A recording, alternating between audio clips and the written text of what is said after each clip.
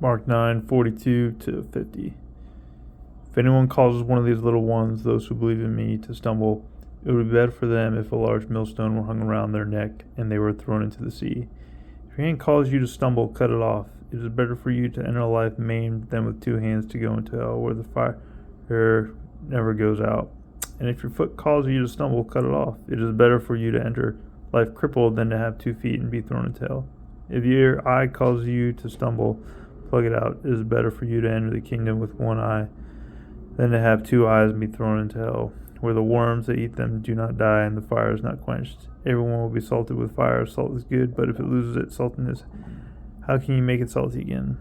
Have salt among yourselves and be at peace with each other. See, so if anyone calls one of these little ones, my mind immediately goes to kids. But he's also talking about like baby Christian. You can be 50 years old, and if you're a new Christian, man, like you're still learning. You don't know. That's where I feel like I'm at. And like they're just kind of like a baby soldier. They're still learning to use the spiritual armor and how to fight temptation and how to stop doing what they want to do and start doing what God wants them to do, and still learn to hear God's voice and obey it quickly. That to me, that's really a kid, and you have to, because they're still learning, so it's just delicate, I guess. And this is always interesting. If your hand calls you to stumble, cut it off. I think there's some dude. I'm sure there's people who have done that stuff, and it's if your hand calls you to stumble, cut it off. It is better for you to enter life maimed than with 2 hands and go to hell. But just keep in mind, like, cutting off your hand also doesn't get you into heaven. So, but it is literally better to have no arms or legs than get thrown into hell. It's also like it's better to if you had a choice to gain the whole world, get everything in this world, live a happy, full life, surrounded by people that love you, get respect, any girl you want, family that loves you, wealth, respect, anything in this world you want, but get thrown into hell, it is not worth it. This world is just a blip. We're here for maybe 100 years if you're lucky. Unlikely.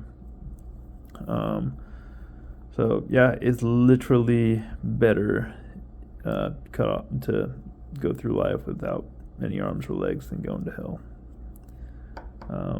Where the worms that eat them do not die and the fire is not quenched.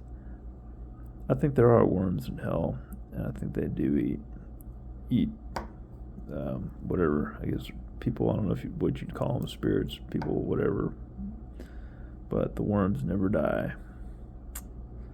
Ain't that a nice thought? And it's just like, imagine hell as just being like, there's no hope, like zero, and you can't undo it. There's nothing you can do. You're there forever and ever, for billions of years, trillions of years, quintillions of years. Maybe there's not time there, and you're just on fire the whole time. I don't think you get used to it. Salt is good, but if it loses its saltiness, how can you make it salty again? I don't really understand why that statement's thrown in there. Have salt among yourself and be at peace with each other. Salt, man, I don't know. I feel like it's like the fruit of the Spirit. I don't know what he means by have salt among yourselves. It's just like, I guess by being an influence, you're the hammer, you're not the nail. You influence those around you by being the salt of Christ. And just not being timid or afraid, but actually using that influence you have with God living in you, listening to Him, and just I guess just following His lead.